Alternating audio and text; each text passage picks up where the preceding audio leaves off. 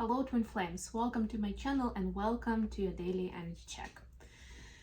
So let's get straight to the reading. I hope you guys are doing great. Hope you caught the latest installment of Mindfully Awake, my podcast. Yesterday we talked about the continuous learning and how do we set ourselves up for that mindset, especially it's not something that you're kind of nudged to do, based on your 3D reality, right? Because some people kind of like, because of the circumstances in life, they are pushed towards that way. But some of us feel quite comfortable where we are, and it's like, I'm not even sure I can get too much into that mode, right? Or I don't think I need it. So I unpack it and I show you how important it is for each and every one of us these days, and I help you build that mindset with specific guidance. I'll put the link in the comments so you guys can find that episode, and I'll put the one into Spotify. But if you actually want to see me right here, then you can just look at the community tab and there will be a link to a YouTube version. With all that said, let's get started, and we're starting with an oracle message. Today I'm using the Whispers of the Ocean. Let's see what the divine feminines need to know first of all. Breakthrough to new dimensions. A new endeavor is on the horizon.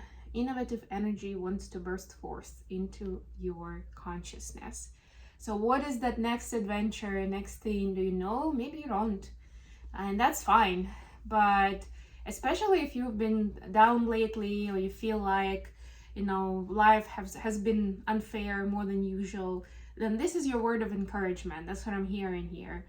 That things are gonna turn up and turn around, and it's all gonna get better. Just give it a little bit of time, just a little bit, and of course stay in high vibe space so you don't miss it.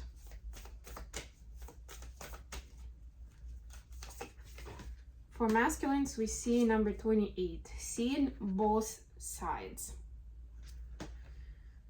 Take a step back and try looking at this from a different perspective. And I would immediately say that, especially if it's a relationship with someone, some kind of conflict, you're not seeing eye to eye, then try to see it from their perspective. Or if it's difficult to do, then you can talk to them and ask for that perspective, right? To explain more, to build, paint a picture basically, right? What is this? Why are you behaving this way? Why are you making these kind of choices and stuff like that? Don't gather the resentment. Speak up, or at least give it another thought and look at it from a different perspective. All right, let's see what we have for the twins. I brought the love oracle messages today, so we'll get guidance in love for each of the twins. And then for the main deck today, I'm using the Steampunk Tarot, and we got the High Priestess at the bottom of the deck. So especially if you feel like you've been either neglecting certain signs, intuitive signs, and your gifts, or maybe you feel like you don't even know where to begin. It's like, I don't know exactly what my gifts are, so how do I find out? This knowledge is definitely coming through for you.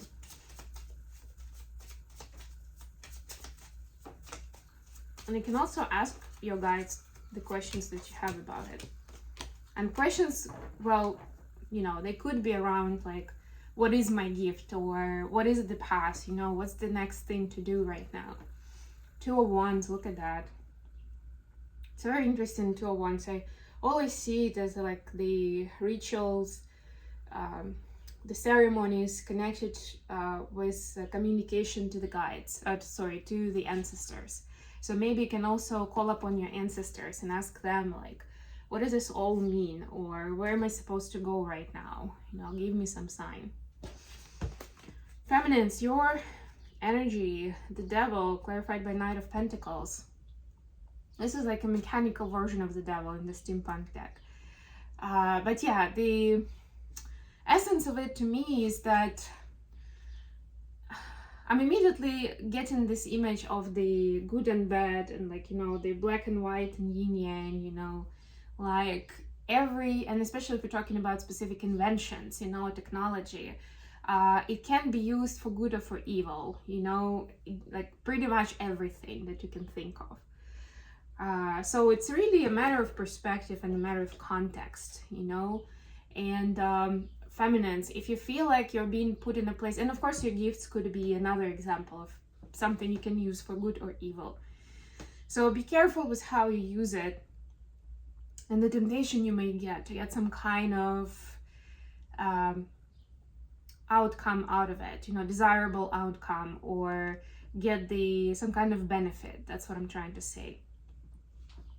If you're using your power for evil, whether it's literally or spiritually, even if you're going to receive some kind of reward or compensation or victory, it's not going to be worth it. So that's something I'm inviting you to look at. And maybe that's where, you know, there will be a breakthrough of like, oh, I actually can be successful in XYZ in a different way, where, you know, I don't have to jeopardize somebody else's future or success or whatever.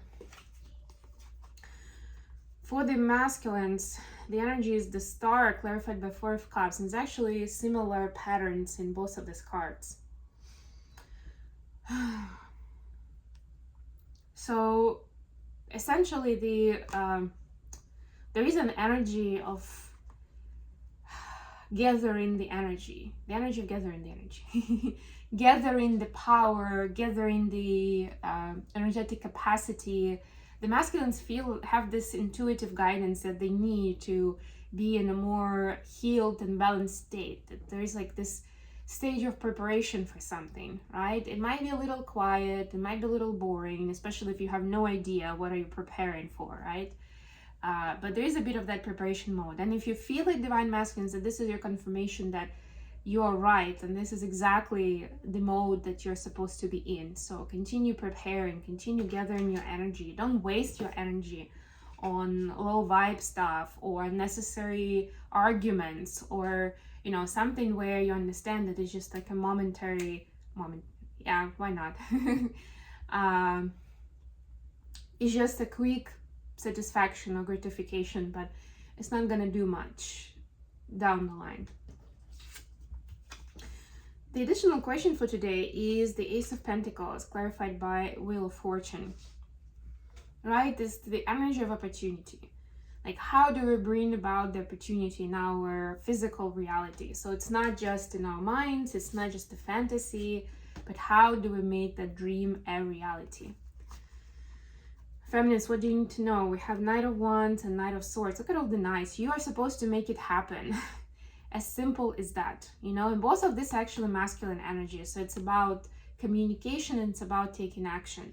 It's all in your hands, divine feminines, right? And it's not about waiting for somebody else to, you know, make your dream come true. It's you taking consistent steps and the way you communicate about your life and about your dream, that it like puts you on that vibration, puts you on that timeline where it's only a matter of time, you know, or like you're definitely gonna get it. There's no doubt about that, right? And it's in your hands. Don't think that, you know, because maybe right now you don't have either the knowledge or the resources, that you just can't do it, right? At the right time, resources and knowledge will show up, right? But you need to be ready energetically.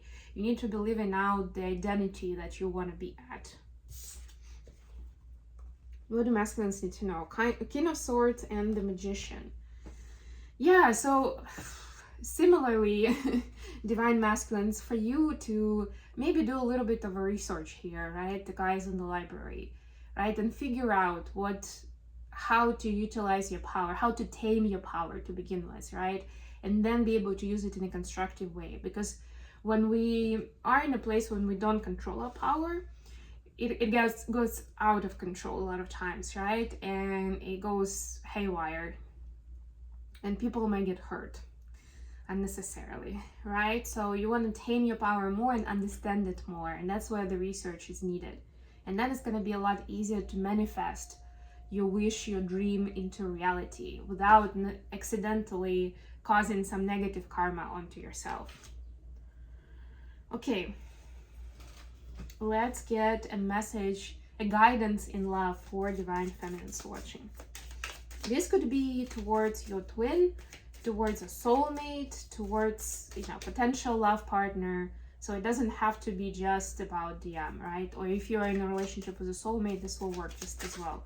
Or if you're single, this is still a useful guidance for you in love at this time, like how to bring about your love. The first card was Hammer, rebuilding, persistent, working on it. And the second one was Stabbed in the Back, pain, separation, deception. So you're definitely working on, first of all, healing the past pain, so it doesn't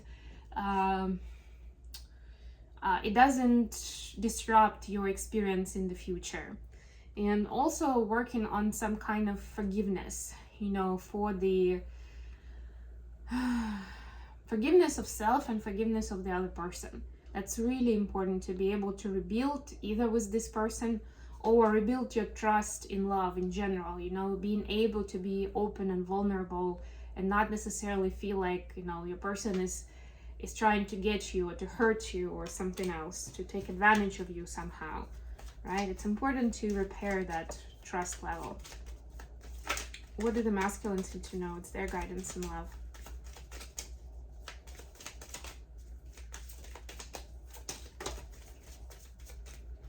We got 3 cards. First one was the girl with a snake, so it's being charmed or used, and the topic of boundaries.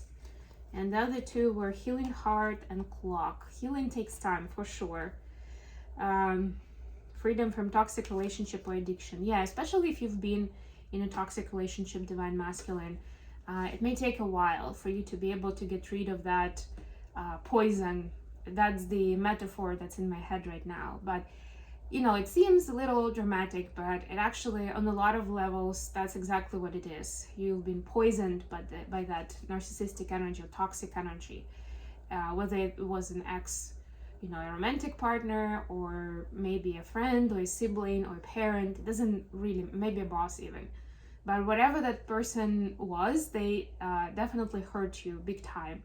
And you need some time to heal your heart, to recover, and actually similarly to feminine, to be able to trust in a close, intimate relationship. So continue working on it, don't despair.